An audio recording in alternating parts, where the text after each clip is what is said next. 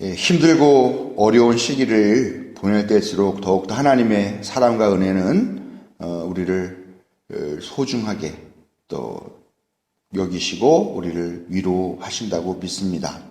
하나님께서 한결같은 믿음과 존경으로 교회에 나와 예배하는 사랑하는 자녀들에게 크신 은혜와 자비를 베푸시기를 성어버이 성자 성령의 이름으로 축원드립니다. 강림절 제2주일을 보내고 있습니다. 지금 서울시는 거의 셧다운 수준, 옛날에 우리가 그 통금 있었던 그런 시절과 같은 그런 느낌, 또 그런 수준의 방역, 거리두기를 시작을 했습니다. 그래도 옛날에는 12시 통금 그랬었는데 지금은, 물론 지금 그런 건 없지만, 가게 문 다 닫는다고 그러고, 버스도 좀, 줄인다고 그러고 해서, 심정적으로 좀 우리가 더 위축되는 그런 상황이 아닌가 하는 생각이 듭니다. 어쩔 수 없다라는 것은 알긴 알지만 참 섭섭하고 불편하고 또 짜증도 나고 하는 것이 사실입니다만, 어쩔 수가 없죠. 속히 이 어려운 시기가 지나가기를 그렇게 바랄 수밖에 없는 것이, 현실인 것 같습니다. 예년과 같이 좀 이렇게 크리스마스 트리도 이렇게 길거리에 보이고 그랬으면 좋겠는데 그런 것들도 별로 없는 것 같죠. 교회도 지금 어떻게 해야 되나, 교우들이 교회에 오시지 못하는 상황인데 어떻게 해야 하나 고민을 하다가 그래도 성탄절인데 준비를 해야 될 것 같아서 크리스마스 트리 조그만 거 하나 만들어서 예배당 입구에다가 놨고요. 또 그 건물 앞에다가 그 밤 시간에 볼 수 있게 이렇게 불장식 해 놨습니다. 그런데 이거 하면서도 별로 힘도 안 나고 신나지도 않고 좀 그런 느낌이었습니다. 꼭 같이 매년 우리가 공동 식사하고 나서 함께 성탄트리 장식하고 그랬었는데 올해는 하지 못해서 참 많이 아쉽고 그랬습니다. 이렇게 모든 게 다 부족한 그런 그런 시기에 이 강림절기를 보내고 있습니다만, 그럴수록 성탄의 의미가 더욱더 우리에게 크지 않나 하는 생각을 해보게 됩니다. 고난과 위기가 깊을수록 우리가 이 아기 예수님의 나심, 그리고 아기 예수님을 통하여서 우리에게 이루어지는 그런 해방과 구원의 역사가 더욱더 간절하게 기다려질 텐데요. 그래서 올해는 더욱 우리에게 구원의 의미, 또 삶의 의미를 이렇게 끊임없이 묻게 하는 그런 상황인 것 같습니다. 이 귀한 절기가 이 시대에 큰 의미로 우리에게 남게 되기를 소망합니다. 오늘은 마리아에 대한 이야기를 통해서 함께 강림절을 되새기려고 합니다. 우리가 성모 마리아라고 보통 이야기를 하죠. 근데 개신교에서는 성모 마리아라고 이렇게 따로 이야기를 하지 않고 그냥 마리아라고 얘기를 주로 합니다. 가톨릭 교회나 아니면은 동방 정교회에서는 성모 마리아라고 하는 존재에 대해서 상당히 큰 의미를 부여하고 강조를 하고 있습니다. 작년이었던가요? 그 노트르담 성당, 프랑스에 있는 거죠? 그 프랑스 노트르담 성당에 화재 사건이 나가지고 홀라당 다 타버리는 그런 안타까운 일이 있었는데요. 이 노트르담 성당이 저도 들어보기에는 꽤 여러 군데에 있었던 것 같은데, 왜 그런가 이번에 봤더니요. 이 노트르담이라고 하는 이름이 천국의 여왕이라고 하는 그런 뜻이라고 합니다. 그래서 이 노트르담은 성모 마리아를 기리기 위한 그런 이름이라고 그래요. 그래서 이 노트르담이라고 하는 이름을 성당들이 많이 즐겨서 쓰고 있어요. 그래서 지금 말씀드린 대로 여러 각 나라마다 딱 있을 뿐만이 아니라요. 심지어는 유럽 같은 경우는 아주 작은 도시에도 노트르담이라고 하는 이름을 가진 성당이 한 서너 개가 있을 정도로 그렇게 아주 즐겨 쓰는 그런 이름이라고 그렇게 합니다. 또 가톨릭 교회는 1950년에 마리아가 승천했다라고 공식적으로 그렇게 교리적으로 선언을 하였습니다.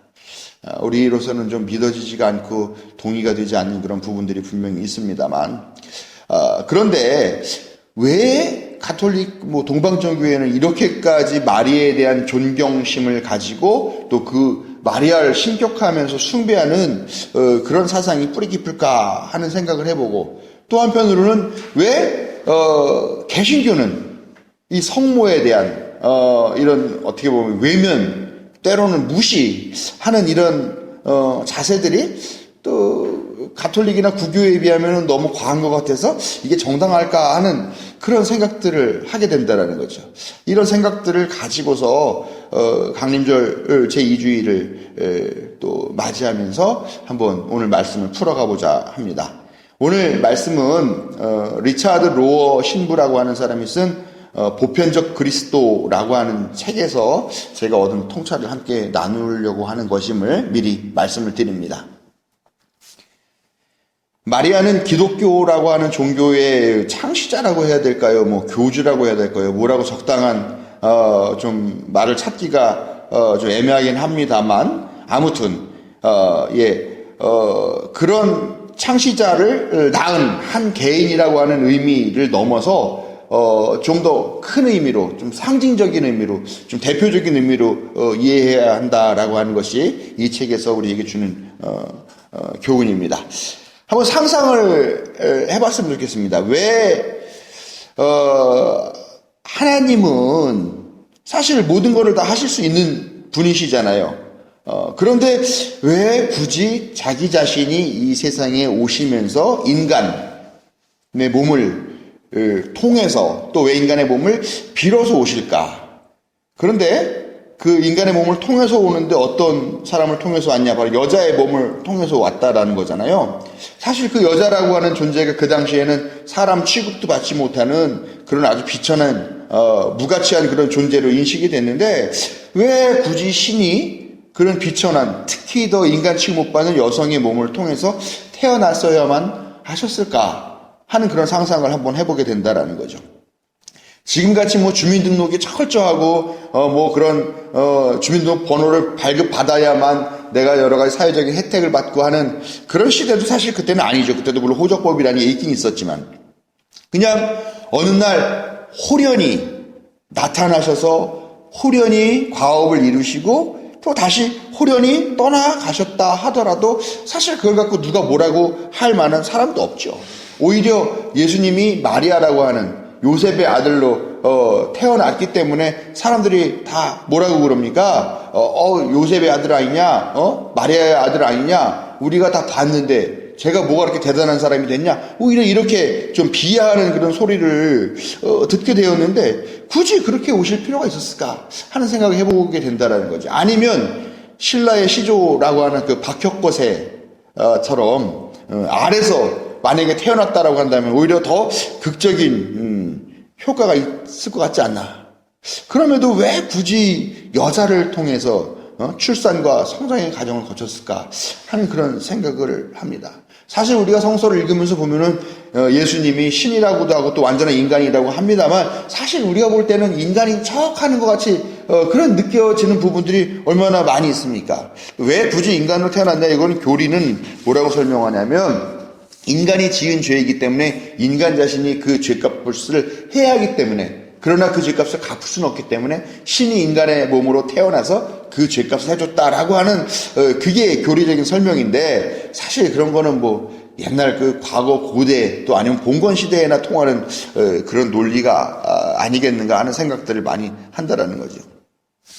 마리아를 통해서 하나님이 인간이 되는 사건에는 성육신의 신비가 숨겨져 있습니다. 성육신이라는 말 뭐 많이 들어보셨습니다만 성은 이룰 성자고요. 육신은 말 그대로 육신, 육체. 그러니까 육체와 육신을 이룬다. 육체, 육신이 된다라고 하는 뜻이죠. 즉 무형적인 존재인 영적인 존재인 하나님이 물리적인 존재, 물리적인 육체 또 물질적인 존재가 되었다라고 하는 그런 뜻입니다. 좀 말이 안 되는 것 같지만 아무튼 하나님께서 성육신을 통해서 그런 놀라운 일들을 하셨다라는 거죠. 근데 하나님께서 하신 성육신은 꽤 여러 번이 있다라고 사실을 볼 수가 있습니다. 가장 원칙적이고 가장 처음에 이루어진 성육신은 하나님께서 이 세상을 창조하신 그 사건이라고 볼 수가 있는 거죠. 하나님이 자기 자신의 뜻을 담아서 어떻게 보면 자기 자신의 분신과 다름없는 이 세상을 창조하시게 된 것, 그것도 우리가 성육신이라고 볼 수 있다는 거죠. 그래서 하나님은 이 우주를 창조하신 아버지가 되시고 또 이 지구, 우리가 살고 있는 이 세상은 어머니가 된다. 보통 그렇게 얘기를 하죠. 우리가 그래서 이 지구를 얘기할 때 아버지 지구라고 얘기하지 않고 보통 어머니 지구라고 이렇게 이야기를 하잖아요. 아버지가 낳으시고 어머니가 기르시고 양육하신다라고 하는 말이 있죠. 이 지구는 우리도 이 지구에 깃들이고 몸들여서 살고 있습니다만 모든 생명을 낳고 또 품고 생존하도록 돕고 성장하도록 돕는 그런 힘이자 에너지이고 또 우리가 필요한 모든 것들을 공급해주는 그런 원천이라고 생각을 할 수가 있죠. 단순히 여성 해방이나 페미니즘의 주장을 하는 것은 아닙니다.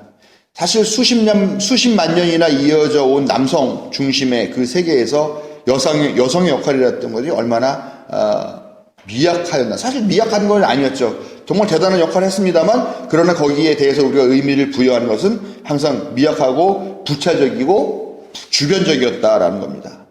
이런 남성 중심적인 생각 때문에 우리가 생명에 대해서 좀 가볍게 생각하고 외면하고 때로는 멸시하고 함부로 죽이게 되는 그런 문화가 형성되었다라고 볼 수 있다는 것이죠.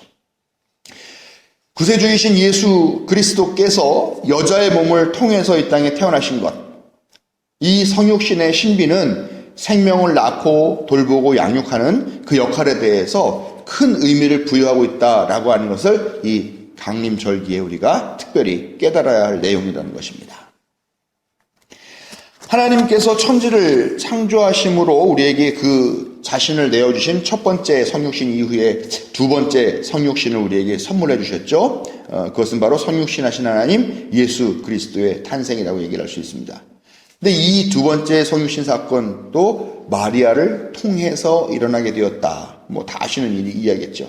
그런데 마리아는 사실은 개인적으로도 큰 영광이고 선물인 이 두 번째 성육 예수 그리스도의 탄생을 자기 자신 혼자만의 것으로 간직하지 않고 우리 모두를 위한 선물로 그렇게 넘겨주는 역할을 했다라고 볼 수가 있습니다. 사실 귀에 못이 박히게 한 이야기입니다만 마리아라고 하는 여성, 그 당시의 여성이라고 하는 존재가 얼마나 정말 값없는 존재입니까? 마리아도 그런 여성 중에 한 명이었죠.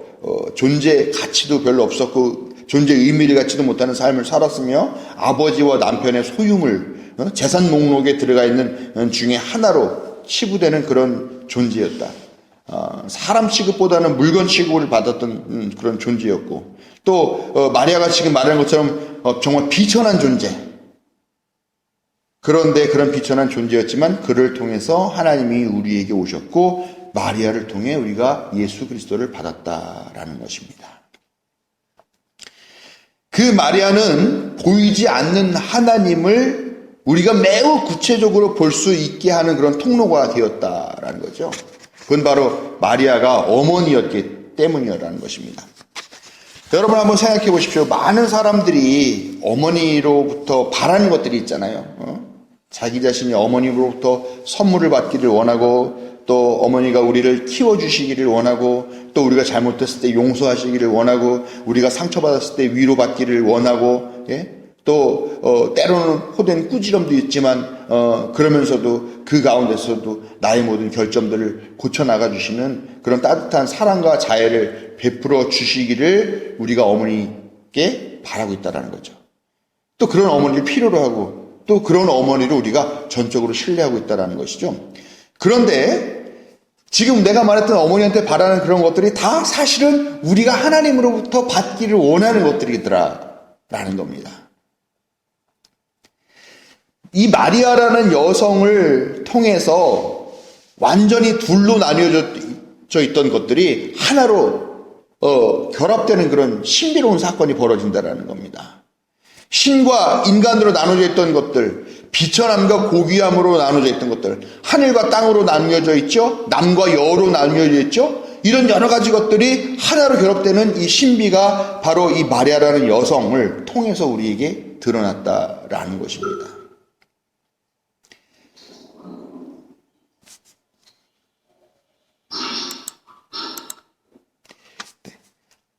하나님은 마리아로 상징되는 여성을 통해서 그 자신을 보여주셨고 그런 의미에서 여성은 어떻게 보면 예수님 이전에 이미 성육신하신 하나님이 아닐까 하는 그런 생각까지도 우리가 할 수 있게 된다는 것입니다. 어머니를 통해서 또 여성을 통해서 하나님의 거룩하신 계획인 성육신에 인간이 참여하게 되었다는 것, 이것을 우리가 이 대강절의 강림절의 큰 의미로 깨달아야 하겠습니다. 하나님의 인간이 되신 이 성육신은 마리아의 예스라는 대답으로 이루어졌다는 것을 오늘 본 말씀을 통해서 알 수가 있습니다. 천사 가브리엘이 마리아에게 나타나서 얘기하죠. 당신은 아들을 낳을 것입니다. 그랬더니 마리아가 깜짝 놀라서 아니 나는 남자를 알지 못하는 즉 나는 처녀입니다. 나는 동정녀입니다. 라고 하는 뜻으로 얘기를 하죠. 근데 어떻게 그런 일이 일어나겠습니까? 라고 묻죠. 그러자 천사가 얘기하죠. 하나님께는 불가능한 일이 없습니다. 이 말을 들은 마리아는 얼마나 황당했겠어요? 예? 아니 누구 혼삿길 막을 일 있어? 아직 난 육체적인 관계도 없는데 내가 아이를 낳는다고? 그렇게 생각할 수도 있지만 마리아가 여기서 예스, 그 말씀대로 이루어지기를 바랍니다. 라고 대답했다라는 것입니다. 근데 이 예스라고 하는 이 대답이 참으로 중요한 의미가 있다라는 것을 우리가 생각해야 돼요. 왜냐하면 하나님께서 인간으로 오시는, 인간에게 오시고 인간으로 오시는 이 일이 일방적인 사건이 아니었다라는 겁니다. 바로 인간의 동의를 구하셨다라는 거죠. 이거는 매우 혁명적인 신앙 고백입니다. 왜냐하면은 그리스 로마 신화나 이런 신화적인 이야기를 다 보면 어떻습니까? 그냥 신이 하고 싶은 대로 하는 거죠. 인간은 그냥 신이 하고 싶은 일을 하는 거에 대한 그냥 도구, 아무런 대답이나 응답이나 할 것 없이 그냥 무조건 받아들일 수밖에 없는 그런 존재였다라는 거죠. 신과 인간의 관계가. 그런데 지금 하나님이 이 세상으로 오시겠다고 하는데 인간에게 동의를 구하고 계시는 거예요. 일방적으로 내가 그렇게 하겠다라고 하는 것이 아니라 우리 인간이 하나님께 예스라고 말할 수도 있다라고 하는 것을 경험하게 한 사건이라는 겁니다. 하나님이 하시겠다고 하는 일이지만 하나님은 우리에게 물으셨고 우리와 똑같은 인간 중에 하나인 마리아는 예스, 예라고 답을 한 것입니다. 그렇기 때문에 이 마리아의 예스는 마리아 하나의 예스가 아니라 인간을 대표한 예스라는 것을 우리가 깨달아야 됩니다. 마리아는 예수 그리스도가 이 세상 속으로 오셔서 태어나기 위해서 인류가 응답한 위대한 예스입니다. 마리아를 통해서 우리는 하나님이 우리에게 강요하시는 분이 아니시며 하나님은 우리가 예스라고 응답하지 않은 상태에서 억지로 오시지 않는 분이라는 것을 오늘 이 말씀이 확증하고 있다는 것이죠. 우리는 그렇게 하나님의 존중을 받는 존재입니다. 첫 번째 여자 하와가 하나님께 순종하지 않으면서 노라고 얘기를 했죠. 그런데 이 마리아의 예스가 인간이 말한 이 노를 원상태로 회복시켜서 예스가 되게 하였다라는 겁니다.